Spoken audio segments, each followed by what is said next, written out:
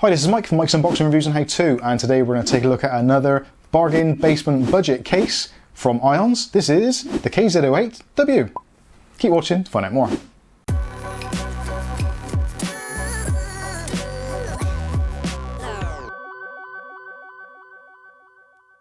Okay, so in today's video we're going to take a look at another super cheap case. This one at the moment in the UK on Amazon has been retailing for £27.95, which ironically is exactly the same price as the previous case we reviewed from Ionz, which was the KZ10, which you can check out from the links up here. But before you do that, keep watching this because essentially the two are pretty much the same thing. The actual chassis itself is identical, there's no differences whatsoever, it's exactly the same layout. The main differences are this one has got a fully solid front panel, which for some people they may prefer. It's a very kind of understated minimalist look, and also because it is plastic or acrylic, that means there's loads of options for modifications, whether you want to cut massive holes in it, whether you want to spray paint it, add some kind of custom logos to it. If you're a system builder and you've got your own logo, maybe like the Mike's Unboxing logo, you might want to put a logo like this on the front of your PC to give it that little bit of flair. Or maybe you've got a favourite game and you want to plaster it with all that on the front. Whatever you want to do, this case is pretty much a blank canvas to do any of those things. So let's just take a look at that. £27.95 including postage with Amazon Prime seems a ridiculous price. This really is what I would consider a budget case. Most of the time nowadays, budget cases for most kind of YouTube reviewers, etc., tend to be in the kind of £60 to £100 mark. Now for me, that is the mid or upper mid range as far as I'm concerned. You know me, I'm tight, I don't like to spend a lot of money if I don't necessarily have to.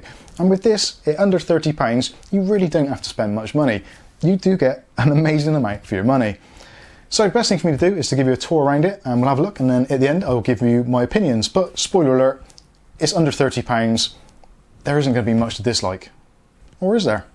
So let's start on the business side. So this is a tempered glass panel, none of that nasty acrylic which scratches and looks absolutely horrendous. This is a proper glass panel, which is awesome. Easily removed with 4 thumb screws, which we'll do now just to remove some of these reflections. But the thumb screws, again, as it was with the KZ10, really nice, and there's rubber grommets for the glass to sit on. So even if there is a little bit of vibration or rumble in there, maybe from an old mechanical drive or something like that, or just from system fans, then that is going to absorb quite a lot of it.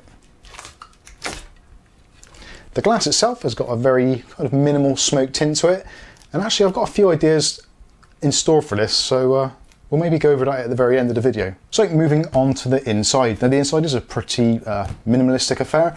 We've got mounting area for ATX, micro ATX, and of course ITX motherboards. So depending on which you want to do, you can do whichever you want. Ideally, I would say realistically an ATX board is going to look best in there. But again, this is a budget case, and maybe you're a budget system. Micro ATX motherboards are considerably cheaper at the moment, so maybe that's what you're going to put in there. But even if you do, I think it's still going to look pretty nice. On the back section, we've got a really big cutout for CPUs. If you've got a custom cooler and you need to get access to the back plate, nice and easy to get to. We've got brass pillars in there, which are actually pre-installed in the micro ATX layout, but they do include extra ones in the bag, so you can put a full-size board in there, or maybe one that has the 9 mounting holes, which is getting more and more rare these days, but the option's there if you want to. Just do be aware that there is a cable management section on this side panel, so you can't have a board which is too wide, so enhanced or extended ATX is going to be a no-go in this one, unfortunately.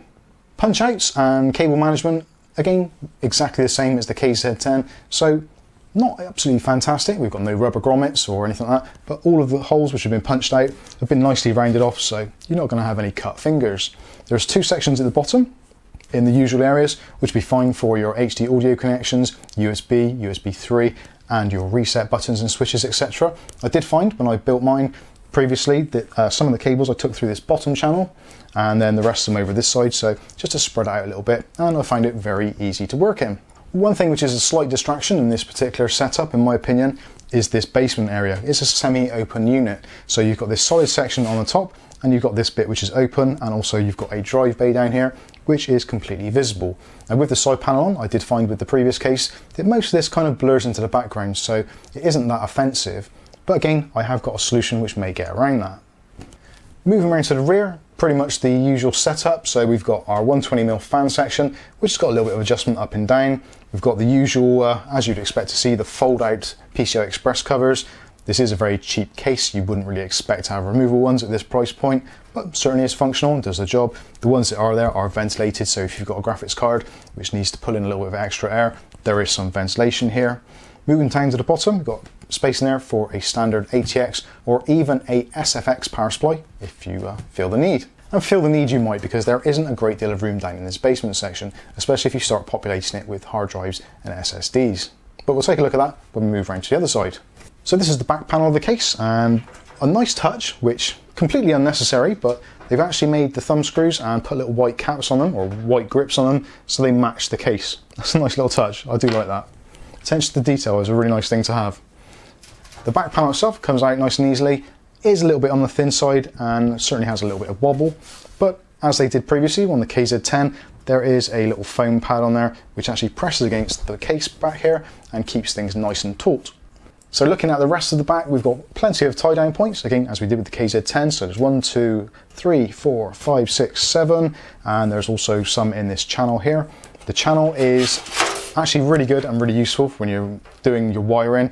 All of the I/O front panel can go quite nicely into this section, and also you can take your ATX and your graphics card power up through here and they just slot through there, so that's really nice and easy to manage.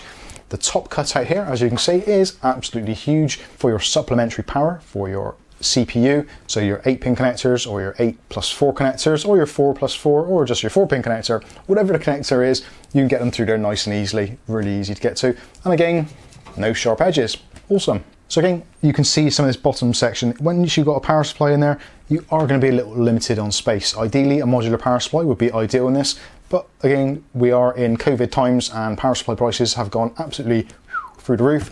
So maybe a cheaper power supply you might want to go for. Just bear in mind, if you do, you will have to go a little bit more careful with the cable management. Also, same as the KZ10, the back panel is very flush to this rear section, so there isn't a lot of room. Where you've got the channels cut out here and here, plenty of room obviously, but when you get to these areas around here, it is very, very close tolerances, so flat cables are going to be a must, or some serious cable management skills. Quickly moving to the top of the case, on the top you've got area for 240mm fans, two 120s. Radiator, I would say, is out of the question here. There's far too close a tolerance between the top of the case and where the motherboard sits, because this is a very small MIDI case. So a couple of fans in there at best. Even then, it's going to be a little bit tight with certain RAM sticks and also certain coolers, VRM coolers, that kind of thing. The mesh on the top here, again, is quite unusual. It's that hexagonal thing, very much like in-win cases. It doesn't seem to impede airflow very much, but it's not as open as some hexagonal ones, or maybe some of the sort of pin mesh type ones. And obviously with the filter on top as well, that impedes it a little bit. I would say this top section ideally is more for the mesh for protecting things getting in, and the ventilation holes purely for convection, just to let some of that extra heat out the top. Moving around to the bottom of the case, again, pretty simple, straightforward setup. Got one of those horrible mesh filters for the power supply. Again, not a deal breaker, but would have been nice to see a plastic removable one.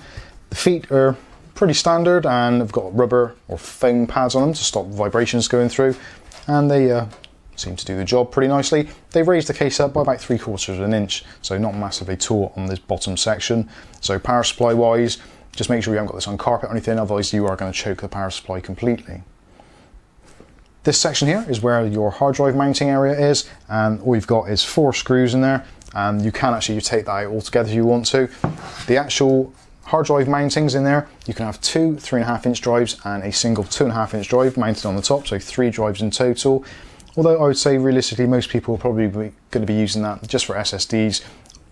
Most people nowadays are starting to have NVMe drives actually attached to the motherboard, so storage space these days is becoming less and less important, especially at the budget end. So that leaves us with just the front panel, and well, there's not really much to see or do there. Completely flat panel. I actually quite like it. It's got a very sort of satin matte sheen to it, very plain, and actually I think this actually looks a lot more expensive than it actually is. I think most people, if you didn't tell them the price of this and ask them to guess the price with the front panel on, or maybe the system in it, I think most people would say it's a £40 to £50 case quite easily, possibly even more.